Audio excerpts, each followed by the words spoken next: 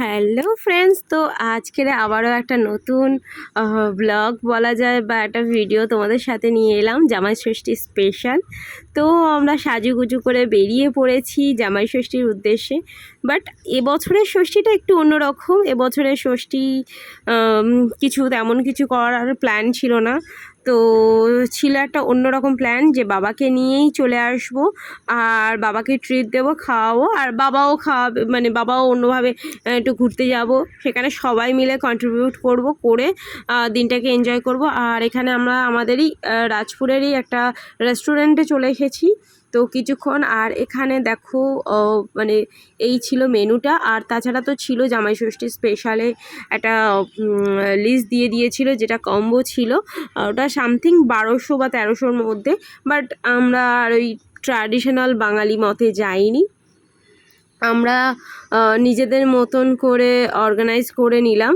তো ভাত ডাল যেটা রোজকার খাওয়া হচ্ছে, সত্যি ওই ধরনের খাবার খেতে ইচ্ছা করে না বাইরে এসে, যেটা আমি তো রোজকার করছি। তো সেই জন্য প্রথমে ভেবেছিলাম থালি অর্ডার করব, তারপর ভাবলাম যে না, নিজেদের মতন করে পছন্দ মতন করে কিছু অর্ডার করা যাক। তো অনেক কিছু বাছাবাছি করলাম, করার পরে আর এদিকে দেখো মামকে দেখাচ্ছিলাম ঘুরে ঘুরে, আর মাম তো খুব খুশি হচ্ছিল। আর আমাদের প্ল্যান ছিল অন্য জায়গা, কিন্তু আজকে প্রচণ্ড গরম পড়েছে, মানে ভীষণই গরম পড়েছে। তার মধ্যে সাজুগুজু করে বেরোতে সত্যিই খুব কষ্ট হচ্ছিল।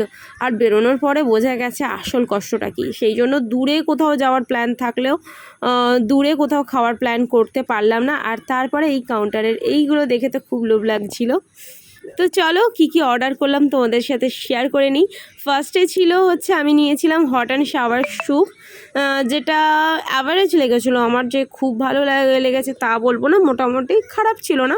আর এখানে চিকেন ললিপপের একটা রেসিপি নিয়েছিলাম, যেটা মেনলি মামের জন্য। ক্রিপসি ছিল, ছিল ঠিকঠাকই ছিল। আর এটা ছিল একটা ফিশের আইটেম, যেটা ভেটকি মাছের ফিশ, মানে ভেটকি মাছের দিয়ে ওটা গার্লিক, চিলি গার্লিক একটা আইটেম ছিল, একটা ফিশের আইটেম ছিল। আর এটা চিকেনের স্টার্টারে। আর আমার যেহেতু স্টার্টার খুবই পছন্দের মেন কোর্সের থেকে স্টার্টারে, তো সেহেতু আমি একটু স্টার্টারটা বেশি করে বলছিলাম।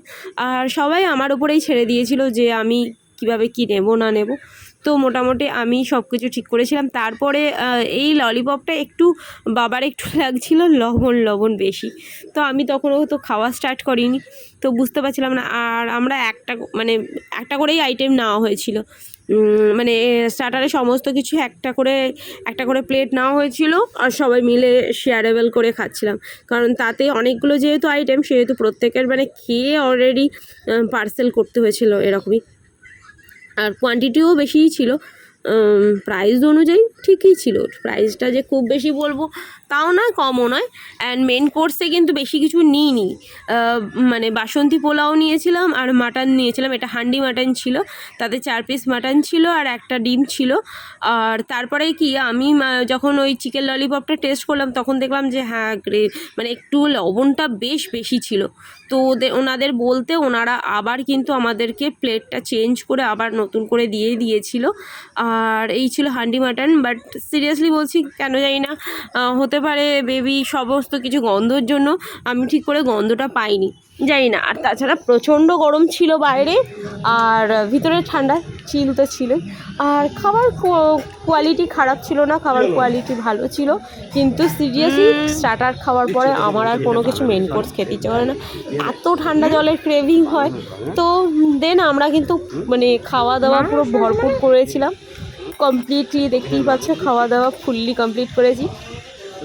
আর এখানে পিসফুলি বসে খাওয়া দাওয়ার একটাই কারণ ছিল যে মানে এই টাকায় তো আমাকে অ্যারেঞ্জমেন্ট করে রান্নাবান্না করতে গেলে সেই আমাকেই করতে হতো। তো বাবাকে বললাম যে সেরকম হলে সেই রান্নাবান্নায় যখন করা হবে, আমি আর করতে পারছি না, চলো তোমাকে ট্রিট দিই আর তুমি অন্য কিছু ট্রিট দিও। তো গতানুগতিকভাবে আমরা কিন্তু কোনো রকম জামাই ষষ্ঠী অনুযায়ী কিন্তু আমরা কোনো রকম কোনো কিছু আদান প্রদান করিনি, জাস্ট দিনটাকে এনজয় করেছি। আর লাস্টে ছিল এই মশলাটা, মানে এটা পানের মশলা দিয়ে একটা মশলা তৈরি করা, মুখ শুদ্ধি যেটা বলে, মানে যেটা আমি নিয়েছিলাম ওনাদেরকে বলে আসবে যে এটা কোয়ান্টিটির খুবই কম ছিল। দেন আমরা খাওয়া দাওয়া করেছি, খুব সুন্দর এই পানের মশলাটা ছিল। তারপরে আমরা কিন্তু ধীরে সুস্থে বেরিয়ে চলে এসেছিলাম মেট্রোর উদ্দেশ্যে। আর এখান থেকে যাচ্ছি কোথায় সেটাও তোমরা দেখতে পারবে। মামা মামার দিকে তাকা,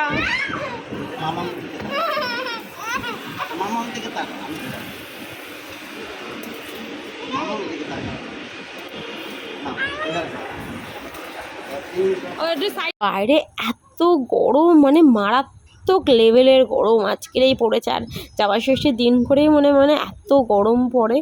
তো আমরা বেরিয়ে পড়েছি এবার মেট্রোতে, আর মেট্রোতেও উঠে পড়েছি, বাট মেট্রোটা ছিল পুরো চিল।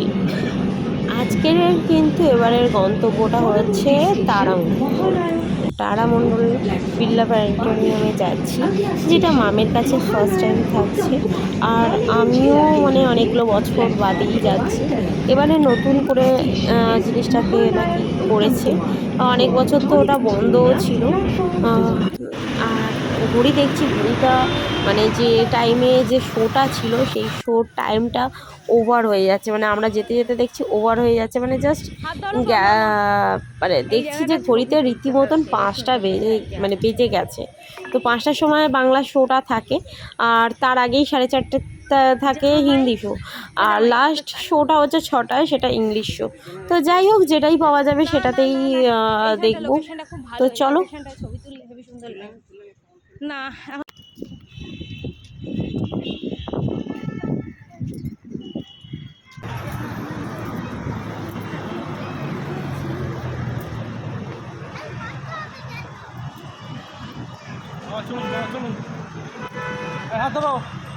বহু দিন পর বলা যায় না, বহু বছর হয়ে গেল কলকাতায় আসবো করছি, ঘুরতে আসবো, বাট আলটিমেটলি চলে এসেছি। আর লোকেশনটা ছিল এই রকম, এত সুন্দর লাগছিল, কিন্তু মারাত্মক লেভেলের গরম পড়ে গেছে। আর একটুর জন্য আমরা বাংলা শোটা মিস করলাম। প্রথমে ভেবেছিলাম হিন্দি শোটা, তারপর ভাবলাম যে আচ্ছা ঠিক আছে, না হলেও বাংলা শোটা, বাট আলটিমেটলি আমাদের একটু দেরি হয়ে গেছে, যার জন্য লাস্ট শো ইংলিশ ভার্সনের।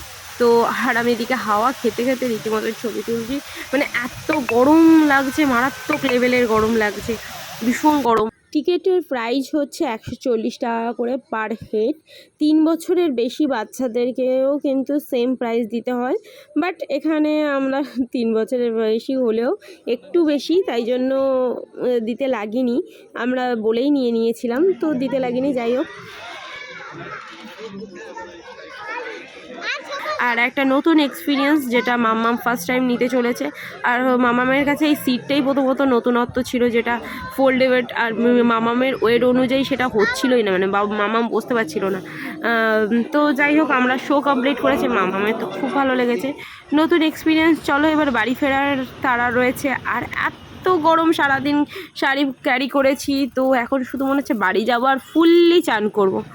তো কলকাতার রাস্তা, রাতের রাস্তা, যেটা আমার সব থেকে ভীষণই পছন্দের। তো আবারও মেট্রো ধরে বাড়ির উদ্দেশ্যে রওনা দেবো। আর এখনও পুরো পেটটা পুরো মানে ফুলটু ভর্তি হয়ে আছে, যে কিছু খেতে ইচ্ছা করছে। রাস্তায় একটুখানি ফুটলাম, পানিপুরি এটা ওটা দেখছি, কিন্তু মানে খাওয়ার ইচ্ছে হচ্ছে, কিন্তু খেতেও পাচ্ছি না, পেট পুরো ভর্তি। মেট্রো থেকে বেরিয়ে যাচ্ছি।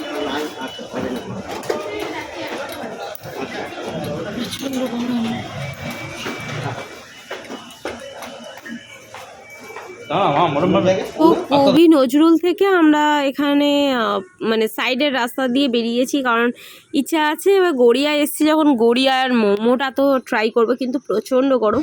আর রাস্তায় যেতে যেতে দেখলাম এখানে একটা লোকনাথ বাবার মন্দিরে রীতিমতো পুজো হচ্ছে, তো সেখান থেকে একটুখানি প্রণাম করে নিলাম। আরতি হচ্ছিলো, তো আরতিটা মাথায় নিয়ে নিলাম, মানে তাপটা নিয়ে নিলাম, নিয়ে তারপরে এখানে মোমো খাওয়ার এক্সপিরিয়েন্সটা আর কিছু শেয়ার করতে পারিনি, এত গরম লেগেছে। ফ্যান নিয়ে মানে জাস্ট, তারপরে আমি ফোন টোন ব্যাগে ঢুকিয়ে দিয়েছিলাম, প্রচণ্ড গরম। আর যে কতক্ষণ আর কীভাবে যে খেয়েছি সেটা তোমাদের বলে বোঝাতে পারবো না। তো চলো, আজকের ব্লগটা এই পর্যন্ত থাকলো, কেমন লাগলো অবশ্যই জানিও। আর আমার হাজব্যান্ড দেখো, পারফেক্ট হাজব্যান্ড টাইপ, আমার ব্যাগটা সারাক্ষণ ক্যারি করেছে। Bye bye.